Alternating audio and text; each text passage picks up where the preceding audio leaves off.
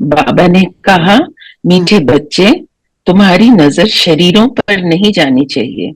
अपने को आत्मा समझो, शरीरों को मत देखो। हमारी नजर शरीरों पर जाती है, इसका मतलब क्या है?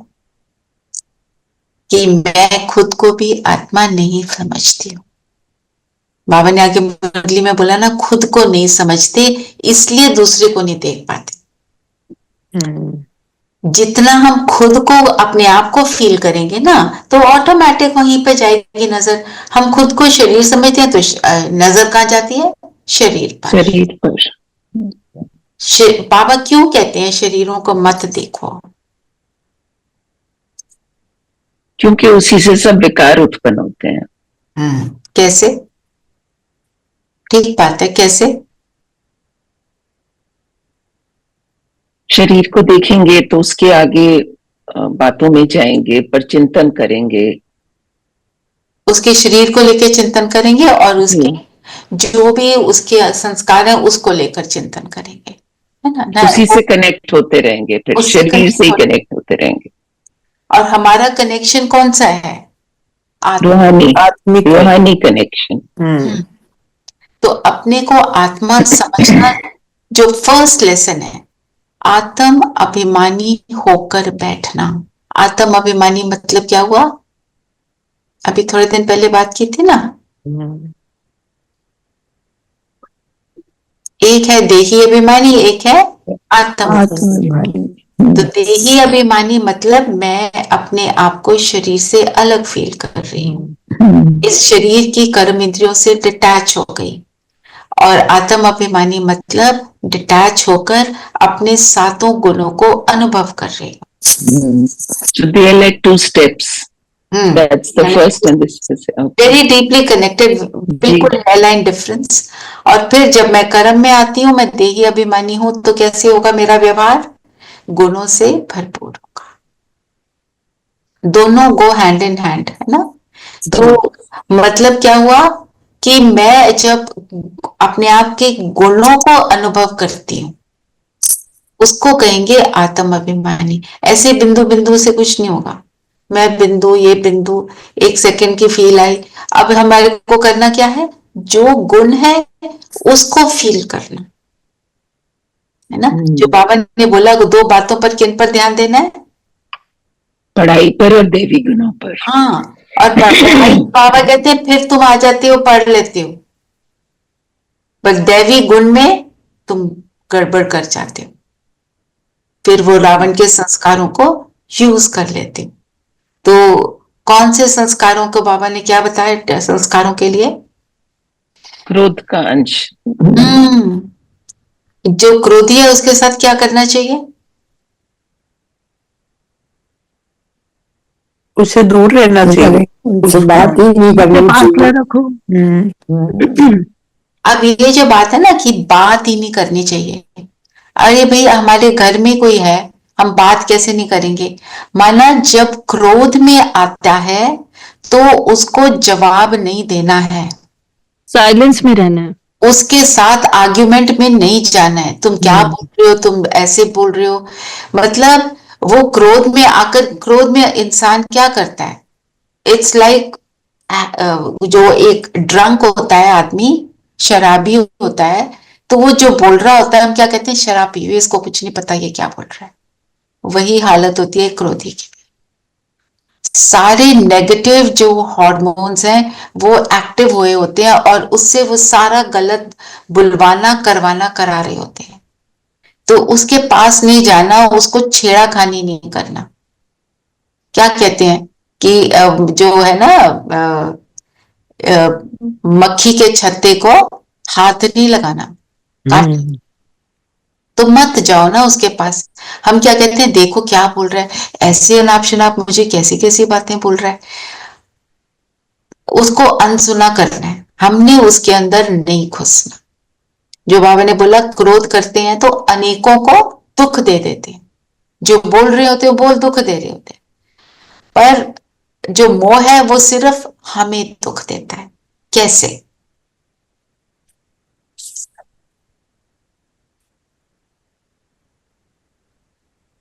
क्योंकि उसको तो पता नहीं वो क्या बोल रहा है क्रोध में, लेकिन हम तो समझ रहे हैं, और हमारा वो कोई करीबी भी है, लव्ड वन भी है, तो हम उसके प्रभाव में आते जाते हैं। फिर हमें दुख क्यों होता है? क्योंकि हमें लगता है कि ये क्रोध में कैसे क्या क्या बोल रहा है मुझे। ओके, वो तो क्रोधी का हो गया ना। मोह में बाबा ने बोला हम तुम खुद को दुख देते हो। कैसे?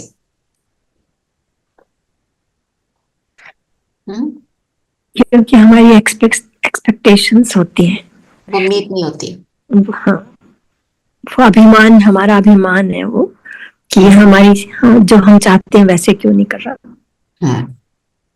मोह में हम चाहते हैं जिससे मोह है वो बिल्कुल वैसा बन जाए जैसा मैं चाहती हूँ, वो तो होने वाला है नहीं, हाँ जी, है ना। और फिर मोह में हम बहुत उल्टे कर्म कर जाते हैं। जिससे मोह है ना, उसकी गलतियों को अनदेखा करके उसकी गलतियों को बढ़ावा दे देते हैं। जो दुनिया में कहते हैं ना, उसकी तरफदारी करती, तो वो गलत काम कर रहा है, हम उसको सपोर्ट कर रहे हैं उसके गलत काम में, है ना। जो पेरेंट्स कई बार बच्चों के साथ कर लेते हैं, या दुनिया में किसी के साथ भी जिससे मोह हो उसके लिए हो जाता है, तो वो फिर हमें दुख देता है। अल्टीमेटली तो गलत काम किया हुआ मेरे ऊपर रिवर्ट बैक करना ही करना है ना। तो क्रोधी को क्या बात टाइटल दिया आज बाबा ने? भूतनाथ, भूतनाथ भूतनाथ। भूतनाथनी। हाँ, तो भूत से तो सब डरते हैं, भूत से दूर भागते हैं, हाय भूत आ गया ऐसे करते हैं, है ना। और भूत कैसा होता है? डराता है। और क्या करता है भूत?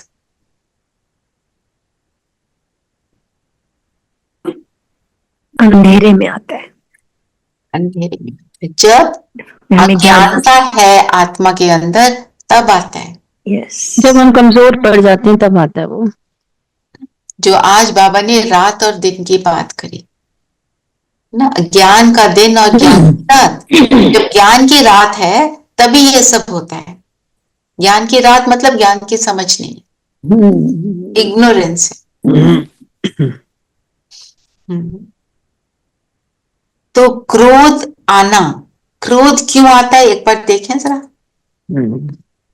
क्यों आता है? The main cause is ego. मेरे जैसे मैं चाहती हूँ एग्जैक्ट वैसे नहीं हो रहा जो भी हो रहा है। मेरे हिसाब से सारा कुछ चले, हमारे को ये एक्सपेक्टेशन रखनी चाहिए इस दुनिया में, बिल्कुल मेरे हिसाब से चले।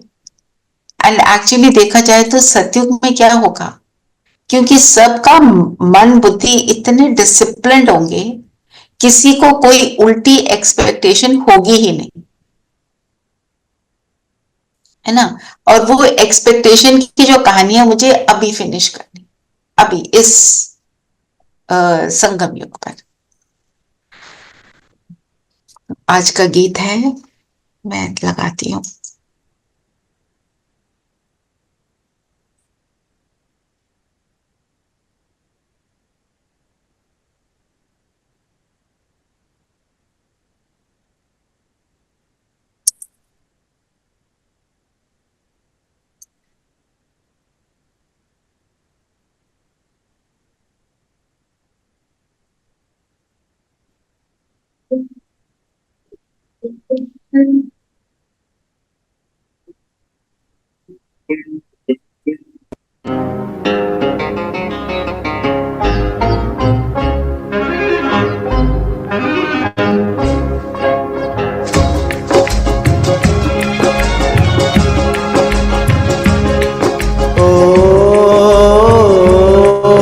तकदीर जगा कर आई हूँ, तकदीर जगा कर आई हूँ, जगा कर आई हूँ। मैं एक नई दुनिया बसा कर लाई हूँ, दुनिया बसा कर लाई हूँ। ओ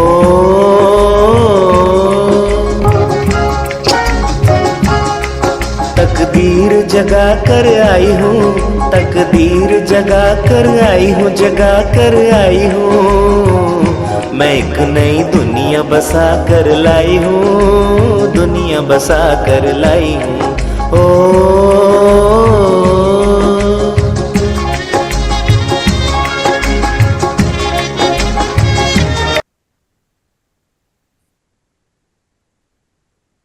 तकदीर जगी हुई है किसी की, कैसे पता चलता है?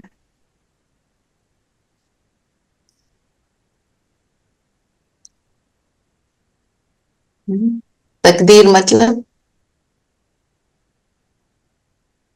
जिसकी तकदीर जगी होगी वो कैसा होगा? हमेशा खुश रहेगा। हमेशा खुश रहेगा। और हमारी तकदीर जगी हुई कब है? जब हम यहाँ संगम में सदा खुश हैं, बाबा के बन जाते हैं और खुश रहते हैं। एक नई दुनिया बसानी है, वो सतयुग में होना है। पर मेरे अंदर की जो दुनिया है वो कैसी है? अगर मेरे अंदर की दुनिया में दैवी गुण है, पढ़ाई की एप्लीकेशन है, तो सब हो रहा है। एप्लीकेशन बिना पढ़ाई की तो नहीं हो रहा है।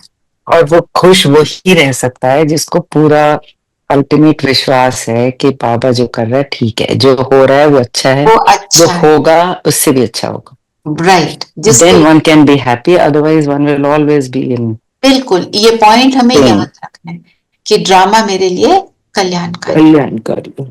जब कुछ ऐसा वैसा होता है जो हमें पसंद नहीं आ रहा, तो हम उस समय नहीं बोल पाते ना, पर अपने को अगर हम रिमाइंडर देते रहते हैं तो फिर होना शुरू हो जाता है ना? ठीक है, तो बाबा ने आज कैसे बताया कि किसी भी सत्संग में रिकॉर्ड पर नहीं समझाते। और उधर तो बस ग्रंथ पढ़ के उसको समझाते हैं। वो भी किस हिसाब से समझाते हैं? जिस हिसाब से वो समझते हैं। जी। सब्जेक्टिव हो जाता है। देखो, जो लिख के गए, जो बता के गए, लिख के तो नहीं गए, जो बता कर गए, जो भी हमारे धर्म पिता, उनको लिपिबद्ध कब करते हैं? When do they write it down? उसके स्क्रिप्चर्स कब बनते हैं?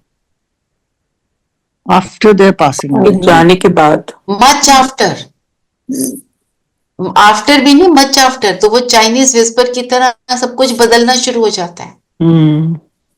और जिसने जैसा समझा वैसा लिख जैसा दिया। समझा, बिल्कुल।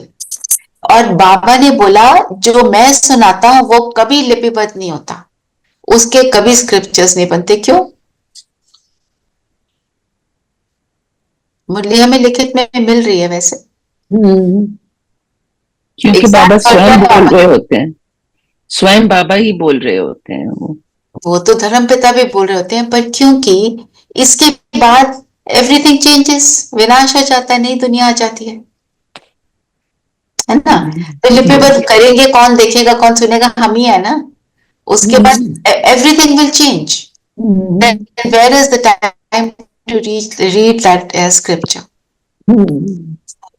ऐसे मेरे को कि ये तो कैसे होगा, अभी बस ये तो इस बार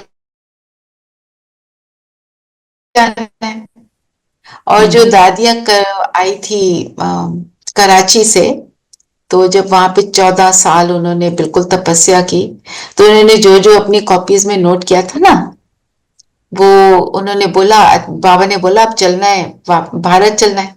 तो दादियों ने बोला हम यहाँ ना दबा देते हैं, बाद में ना द्वापर में ये हमारी कॉपीज निकलेंगी। और बाबा ने बोला ऐसा होता नहीं है, मेरा ज्ञान मैं ही आकर दूंगा और कोई इन बातों को समझेगा नहीं। चलिए और बताओ, और क्या बोला बाबा ने?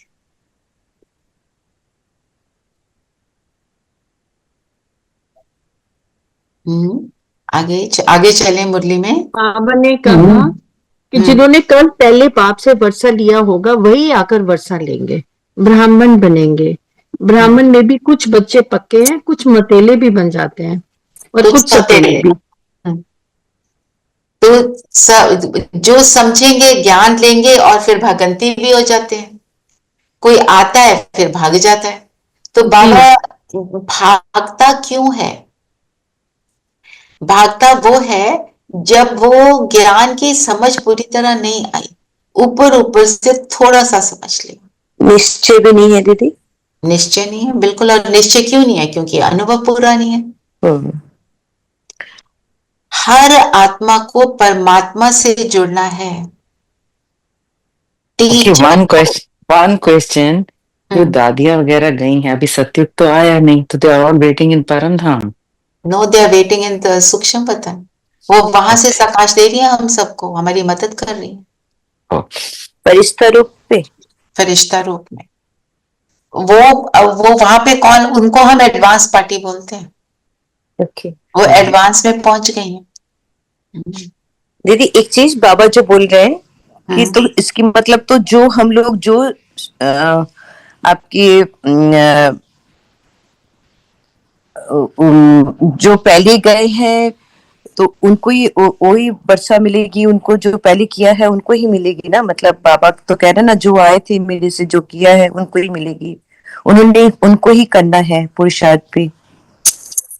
देखो, मतलब आपका कहने का मतलब है उनको मिलेगा, हमें नहीं मिलेगा। Can you please revise your question? मुझे क्लियर नहीं हुआ।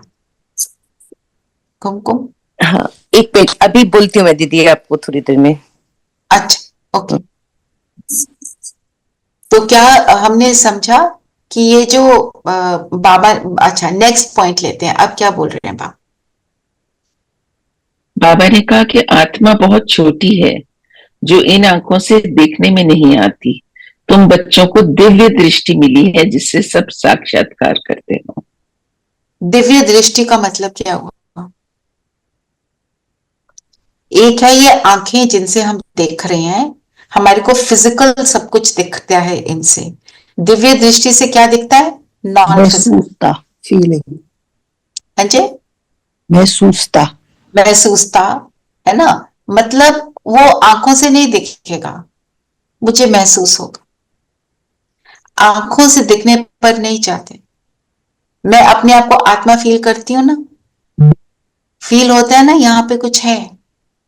फील होता है ना, परमात्मा से मिलन हुआ, कनेक्शन बना। ये है दिव्य दृष्टि। और जो दिव्य दृष्टि का नेत्र हमें कब मिलता है? अभी संगम युग पर। संगम युग की प्रारब्ध है ना? जो दिव्य दृष्टि को जितना हम यूज करते हैं उतना उतना हम पावरफुल बनते जाते हैं। माना मेरी महसूसता की शक्ति। क्या महसूस करना है?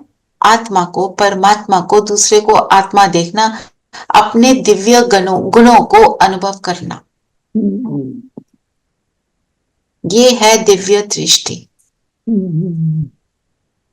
जो ब्रह्मा बाबा की फुल खुल चुकी थी, उनको दिखती ही आत्मा थी, उनकी फीलिंग ही आत्मा की ओर जाती थी, जिससे औरों को भी आत्मा की फील आ जाती थी। फिर ब्राह्मणों की जो बात करी, क्या बोला? कुख वंशावली और मुख वंशावली का अंतर बताया। कुख वंशावली मतलब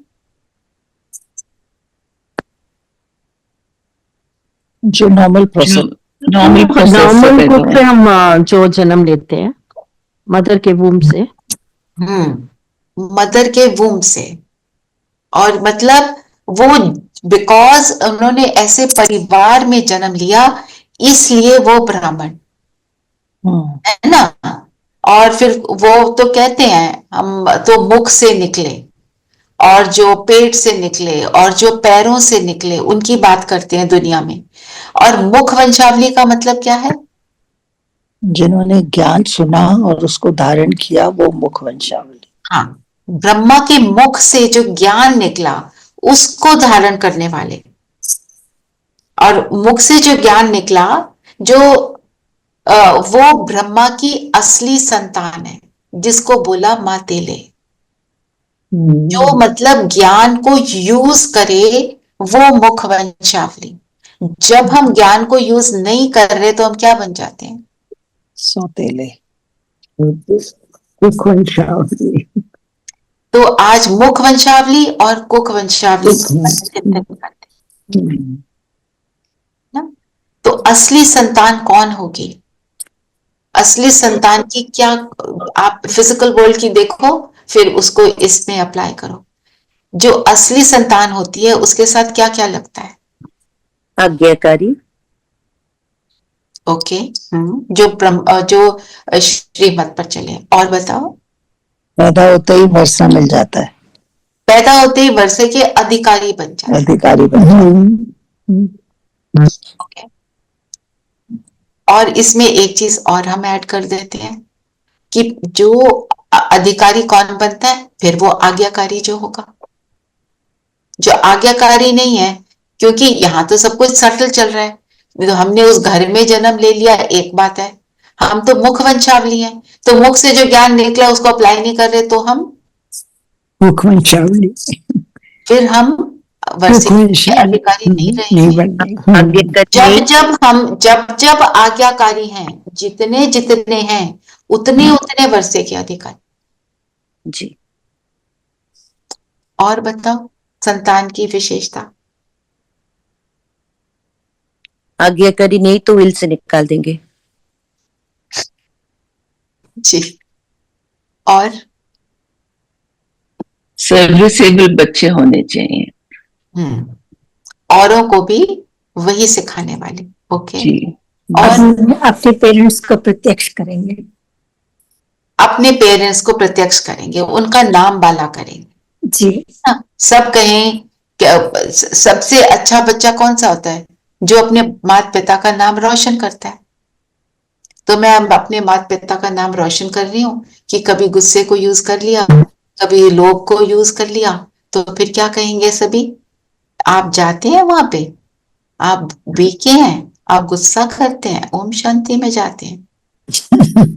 ओम शांति की बजाय आप क्रोध वाले में जाते हैं क्या? बोलेंगे, मजाक तो उड़ाएंगे ना फिर हमारा।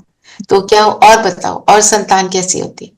अपने आप से लगाओ, हमारी संतान, हम किसकी संतान, तो क्या होती है संतान की विशेषता?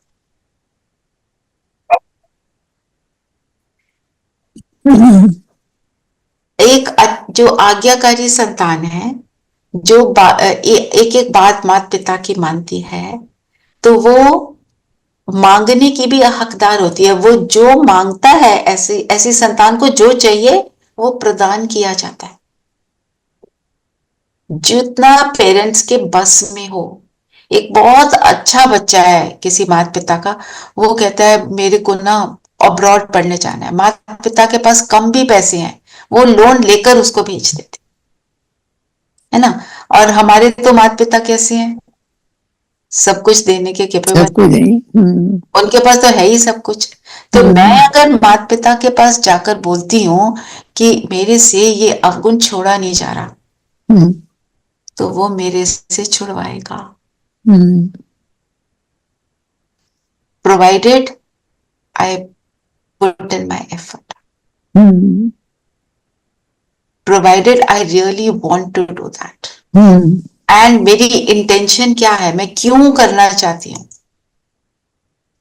वो भी इम्पोर्टेंट। इसलिए कि सब बोलेंगे बहुत है जी,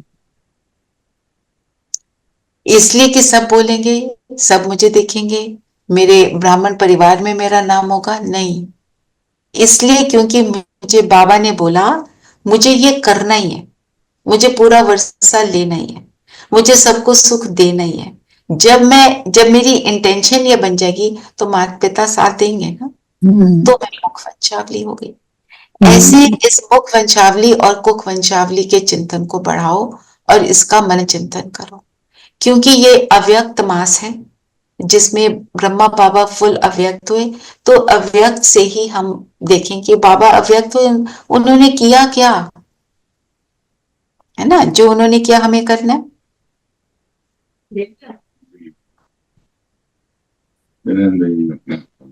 फिर बाबा ने एक बड़ी इंटरेस्टिंग लाइन बोली, हद के बाप को भी ब्रह्मा कहेंगे क्योंकि बच्चे पैदा करते हैं, है ना। ये मैंने पहले कभी नहीं पढ़ा, तो मेरे को नया पॉइंट लगा कि मतलब जो क्रिएटर है उसको उन्होंने, बाबा ने ब्रह्मा का टाइटल दे दिया, पर वो है हद का, ये है बेहद का। ठीक है, और क्या बोला बाबा ने?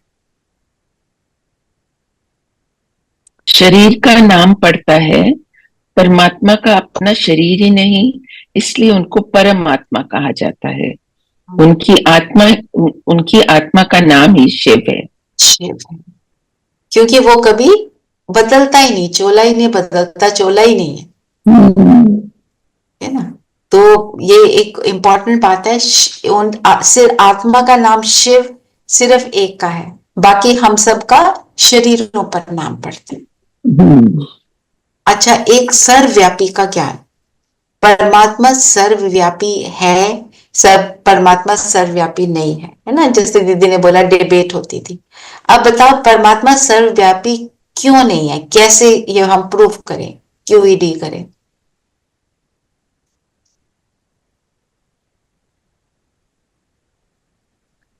दीदी अगर परमात्मा सब में होता, सर्व में, हर एक चीज में होता, तो फिर तो सब कुछ सत्यता और शुद्धता पे ही चलता, तो फिर तो कोई विकार आने ही नहीं चाहिए थे अगर परमात्मा सबके अंदर है। ठीक है, और फिर हम परमात्मा को पुकारते हैं तो ऊपर क्यों देखते हैं? ऊपर क्यों देखते हैं? और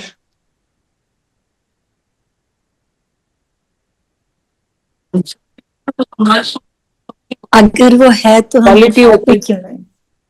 हाँ जी नीलम बहन, अगर वो है चारों तरफ तो हमें पुकारने की क्या जरूरत है? बिल्कुल, मंदिर की क्या जरूरत है? मंदिर की क्या जरूरत है? हाँ जी, रमन जी आप कुछ कह रहे थे?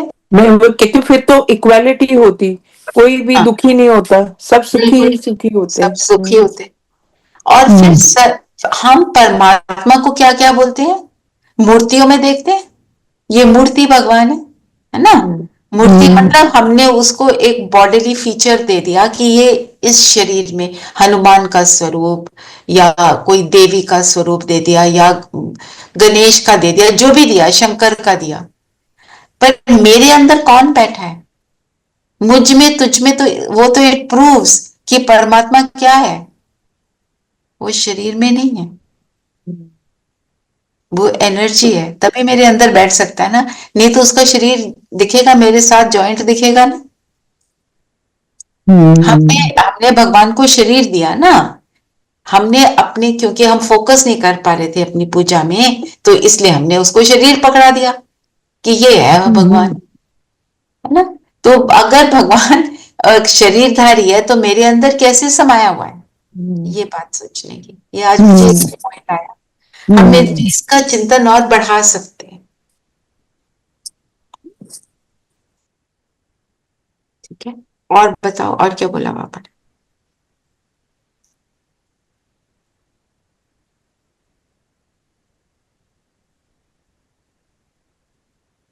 बाबा ने कहा कि सिर्फ निराकार शिव है जो वो ही हमें ज्ञान दे सकता है, रूहानी ज्ञान, क्योंकि मनुष्य को कभी ज्ञान दे ही नहीं सकता। जैसे गलीचे वाले गलीचा ही बनाता है, वो दूसरा काम नहीं कर सकता, तो हर एक में एक स्पेशलिटी है। तो परमात्मा सिर्फ ज्ञान वो ही दे सकता है पूरे कल्प का, और कोई नहीं, मनुष्य नहीं दे सकता। और एक बात बताओ, बाबा ने क्या समझाया कि वारिस बनने का राज क्या है?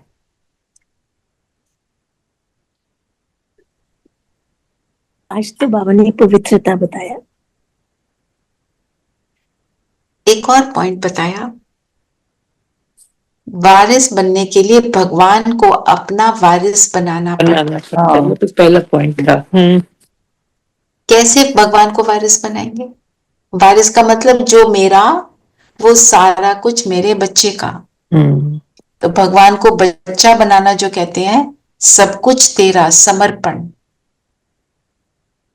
जो जितना समर्पण करते हैं मन बुद्धि से, उतने वारिस बनते हैं।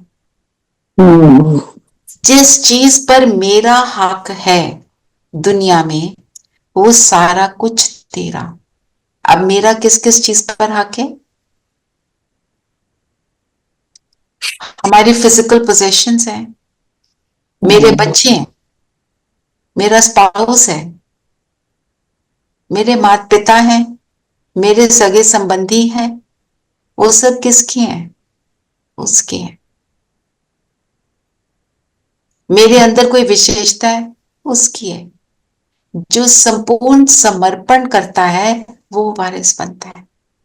हम फिजिकल वाले को भी नहीं कर पाते जो सूक्ष्म है उसको करना और डिफिकल्ट लगता है। क्या सोचना शुरू करते हैं, मेरा बच्चा मेरी जिम्मेवारी। बाबा कहते हैं मुझे देकर देखो ना, मैं संभालूंगा ना। जितना हम समर्पण के थॉट में रहते हैं ना, उतना वारिस। अब वारिस को, जो किसी का एक ही बच्चा है, उसको क्या बोलते हैं, ये सारा कुछ इसी का तो है, हमने इतना कुछ एस्टैब्लिश किया, ये सारा तेरा है। तो हम अपने दिल से बोलकर तो देखें, बाबा ये सारा कुछ आपका ही है। Then watch the fun.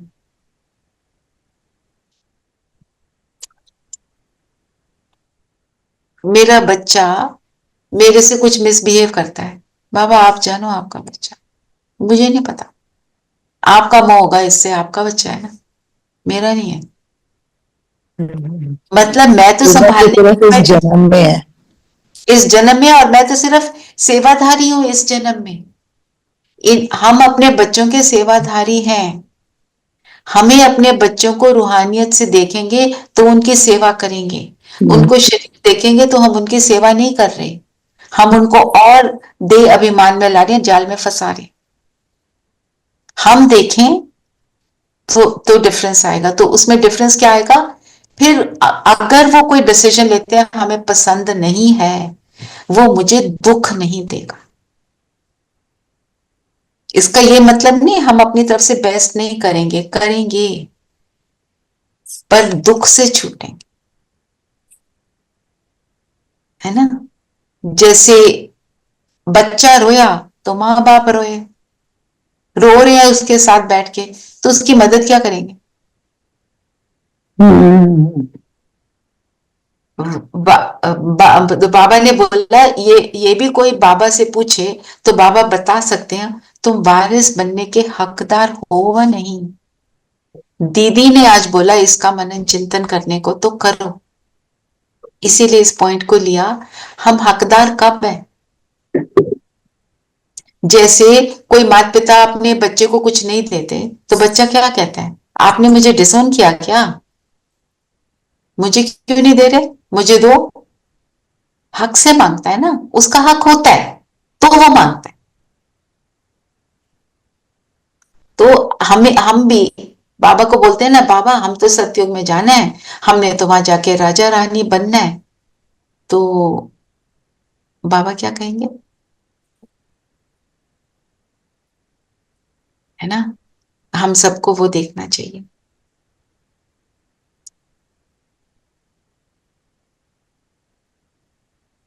फिर बाबा ने बोला ना, मेरे से भी बच्चे तीखे चले जाते हैं। ये बाबा की क्या है, बहुत निर्माणता।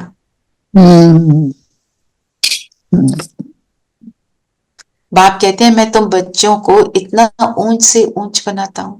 क्यों बाबा कहते हैं बच्चे मेरे से तीखे चले जाते हैं, राजा महाराजा तो बच्चे ही बन रहे होते हैं ना, वो तो परम धाम में बैठ जाते हैं। सतयुग में भी बच्चे ही जाते हैं, बच्चे ही जाते हैं।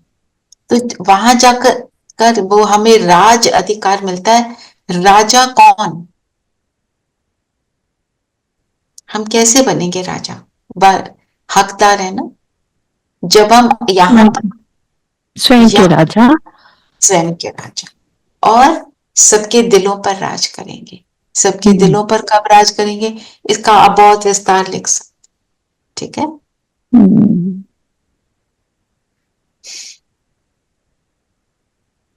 मातेले सौतेले पर अगर नहीं किया चिंतन, ये भी कर सकते, पर आज ये वारिस का हकदार कौन, ये जरूर लो। दीदी ने बोला है तो हमें करना चाहिए। और क्या बोला बाबा ने,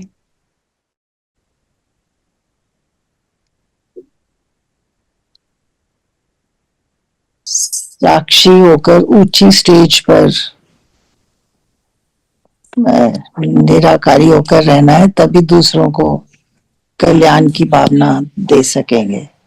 बिल्कुल, साक्षी होकर ऊंची स्टेज पर।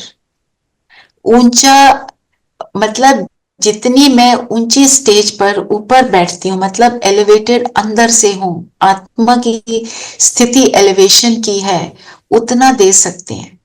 एक वो बाबा ने कंपेयर किया है फिजिकल हाइट से। जैसे माउंटेन पर जाते हैं, हाईएस्ट माउंटेन पर बैठ जाओ तो तुम सोच सकते हो, अगर आपकी दृष्टि इतनी शार्प है, इतनी अच्छी विजन है कि आप पूरे ग्लोब को देख सको, इतना ऊंचा हम बैठ गए ना। जैसे प्लेन में हम नीचे धरती को देखते हैं, वो उन्होंने फिजिकल से कंपेयर किया। पर बात किस चीज की है?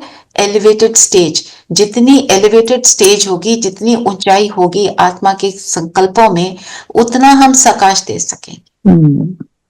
एक बार वरदान पढ़ोगे जी? वरदान है, साक्षी हो ऊंची स्टेज द्वारा सर्व आत्माओं को सकाश देने वाले बाप समान अव्यक्त फरिश्ता भाव।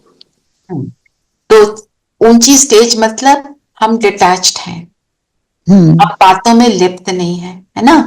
और फिर अव्यक्त फरिश्ता, अव्यक्त मतलब जो इस व्यक्त भाव से डिटैच्ड है। व्यक्त मीन्स फिजिकल, अव्यक्त मीन्स नॉन फिजिकल। अगर मैं फिजिकल वर्ल्ड से अटैच्ड हूं तो मैं व्यक्त हूं। मैं इस शरीर में रहते हुए, इस शरीर से सारे काम करते हुए, इस जीवन को चलाते हुए अव्यक्त रह, नॉन फिजिकल रह सकती हूं अगर मैं फील करती हूं मैं आत्मा। डिटैच हो गई तो होगा सारा काम।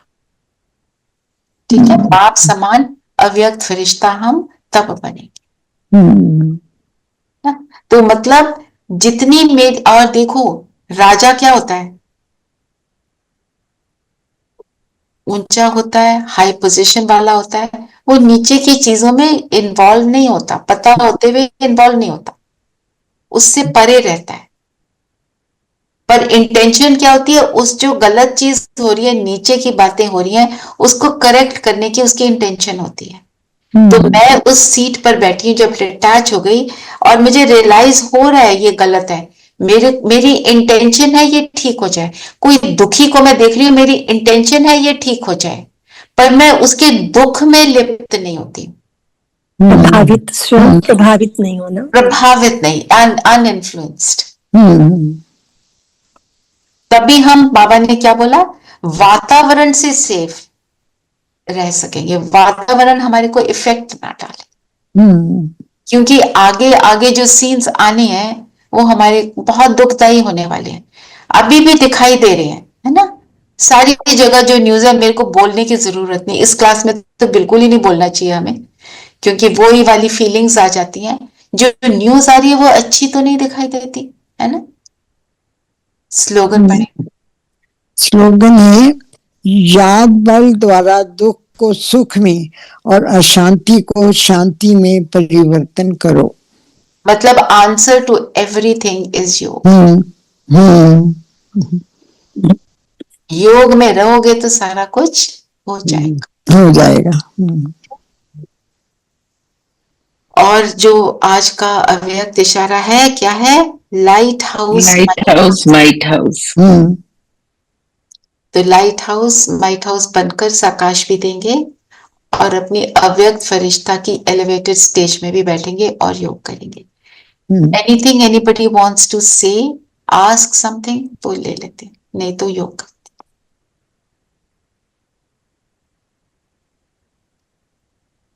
और आई एम होपिंग सब लोग अपने चार्ट को लिख रहे होंगे। चार्ट अपना हमारा होता है, लिखो मैंने कितना अच्छे से योग किया, मुरली कितने अच्छे से सुनी, मनन चिंतन किया कि नहीं किया, है ना। पर चिंतन तो नहीं किया, ऐसे अपने पॉइंट्स लिखो जो आपको लगता है आपके लिए, ठीक है, ताकि हम, ठीक है। और ये अव्यक्त मास है।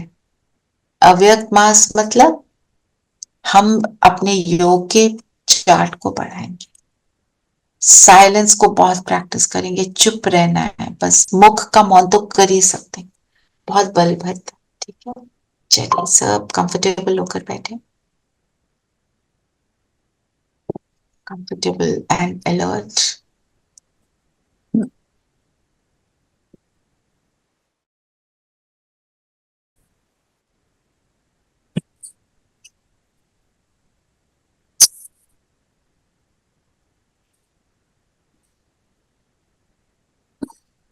शरीर को स्थिर करते हुए माथे के बीच अपने आप को देखेंगे, जगमगाता सितारा।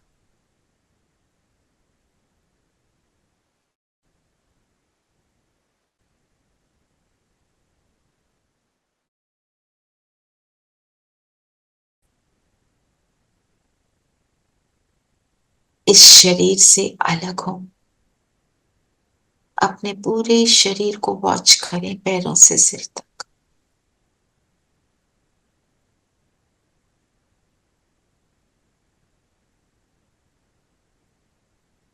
और अपने आप को ये थॉट देंगे, ये मेरा शरीर, मैं ये नहीं, मैं तो बिंदु सितारा।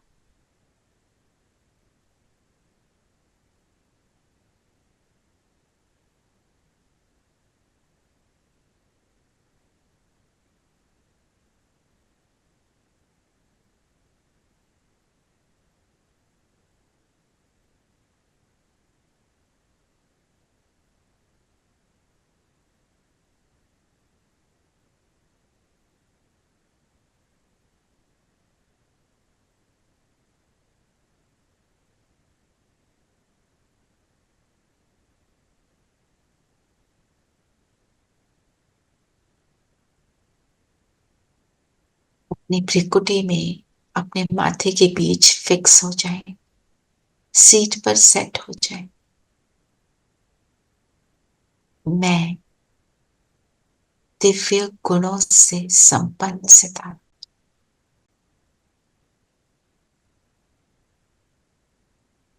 मैं आत्मा, शांत स्वरूप,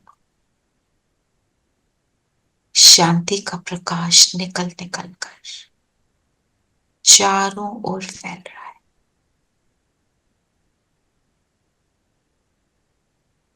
फोकस अपने ऊपर, इस बिंदु पर।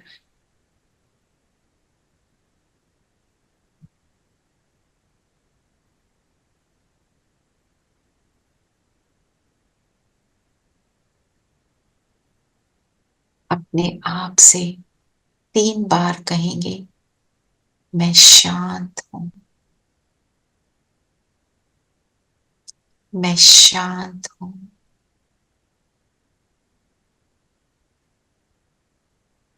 मैं शांत हूं। शांति मेरा स्वधर्म।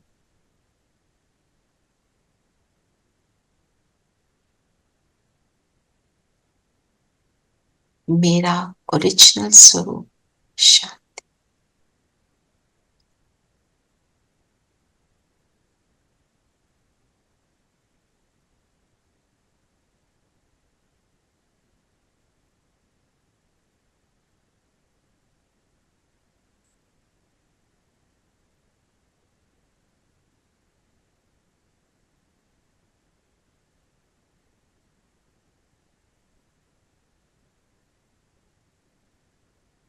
ये शांति का प्रकाश मेरे शरीर के एक एक सेल तक जा रहा है।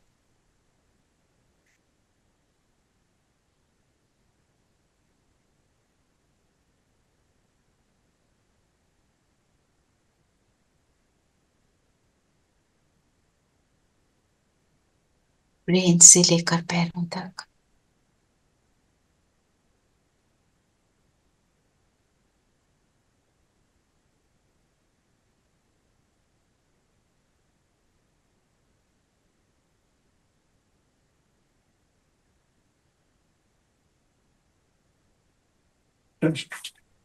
टेस्ट मेरा पूरा शरीर लाइट का बनता जा रहा है।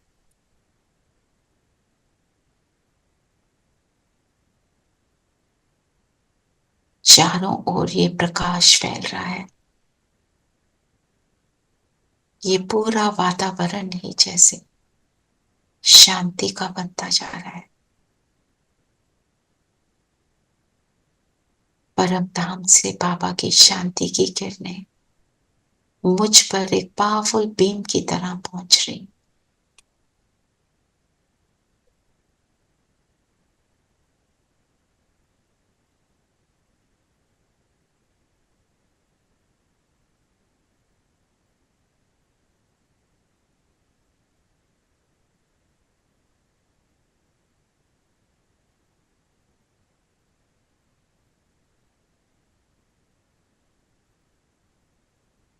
इन किरणों को अपने ऊपर आता हुआ फील कर रहे हैं, विजुअलाइज कर रहे हैं।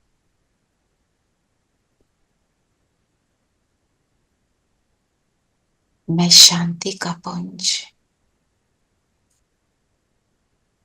और अब इन किरणों के बीच से ऊपर उड़ते चले,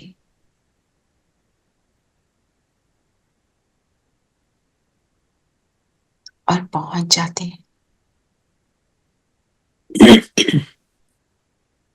परम धाम,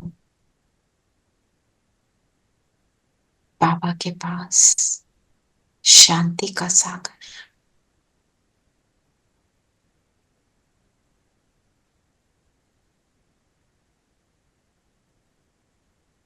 ऊंच से ऊंच पिता के पास, मुझे ऊंच से ऊंच बनाने वाला पिता, मुझे अपनी हाईएस्ट एलिवेटेड स्टेज का अनुभव कराने वाला।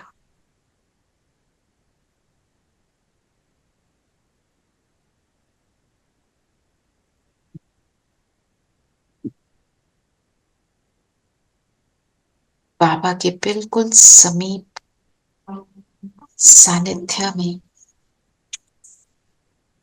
मैं आता हूं।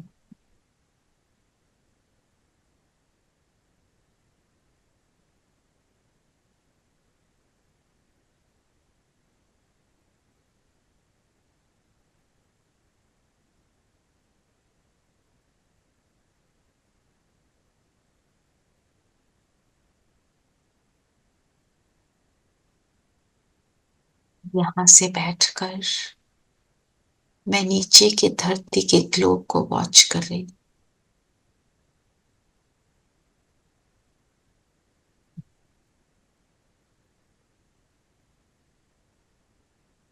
हाईएस्ट पिता के पास हूं, अपनी हाईएस्ट स्टेज में। नीचे धरती पर दुख अशांति को देख रही। बाबा और मैं मिलकर इस कलयुगी दुनिया को शांति का सकाश दे रहे। एक पावरफुल बीम ऊपर से नीचे, जो पूरी कलराठी धरती को सतयुगी बना रही, दुख अशांति के नाम निशान को मिटा रही।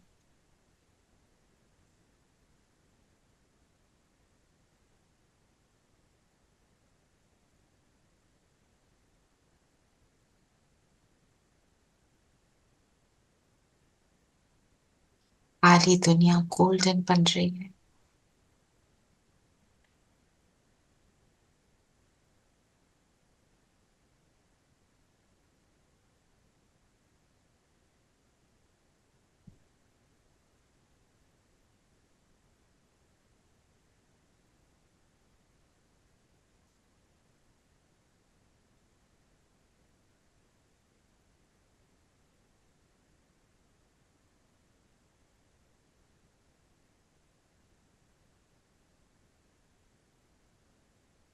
यहां से मैं पहुंच जाती हूँ सूक्ष्म लोक, बाप दादा के सामने।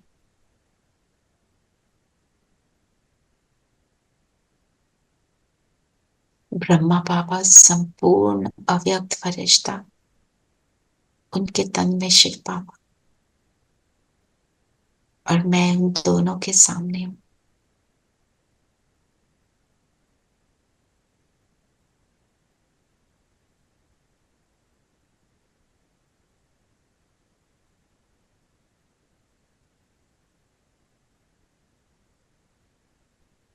यहां बैठे हैं धरती से बिल्कुल परे, ऊंच स्टेज में। फील करें जैसे हम लाइट हाउस के टॉप पर बैठे हैं।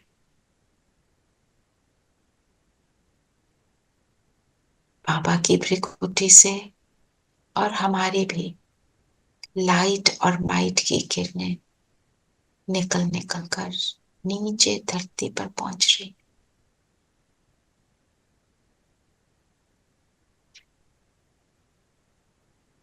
लेजर बीम जैसे एक 360 डिग्रीज चक्कर लगाए।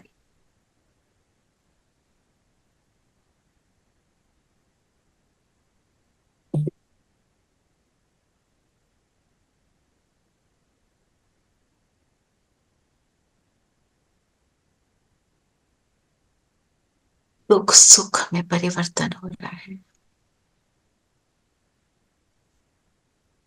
अशांति शांति में परिवर्तन हो रही है।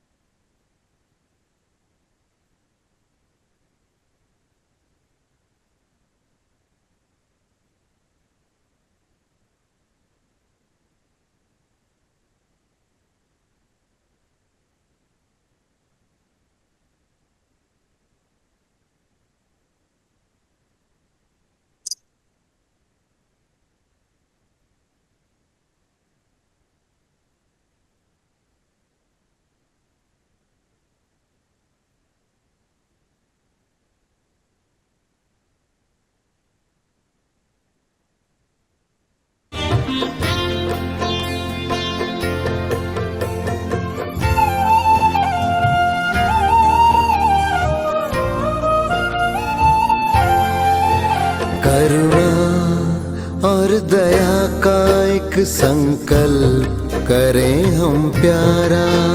करुणा और दया का एक संकल्प करें हम प्यारा। इस संकल्प से हम बदले ये विश्व सारा।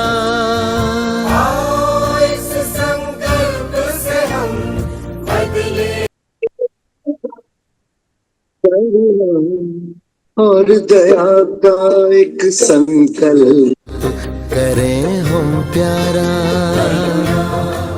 और दया का एक संकल्प करें हम प्यारा।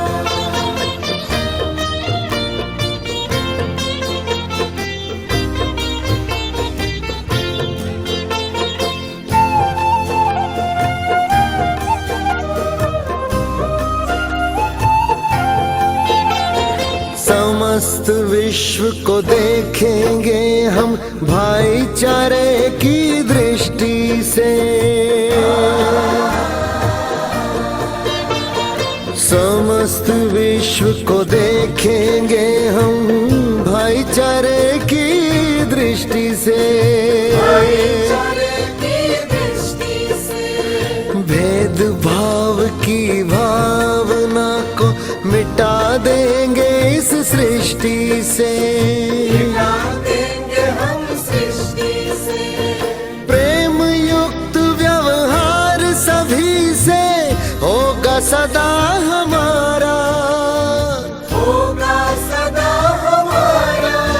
करुणा और दया का एक संकल्प करें हम प्यारा। करुणा और दया का एक संकल्प करें हम प्यारा।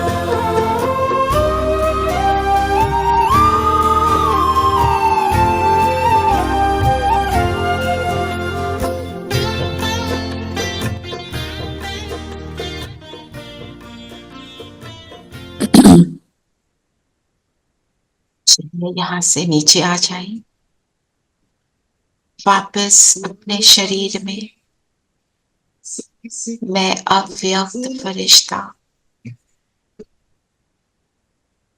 विश्व की फिजिकल दुनिया से परे, व्यक्त भाव से परे, मैं चमकाता सितारा।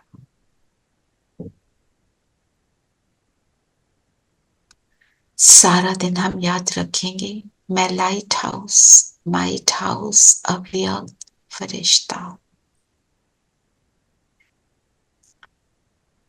ओम शांति। ओम शांति।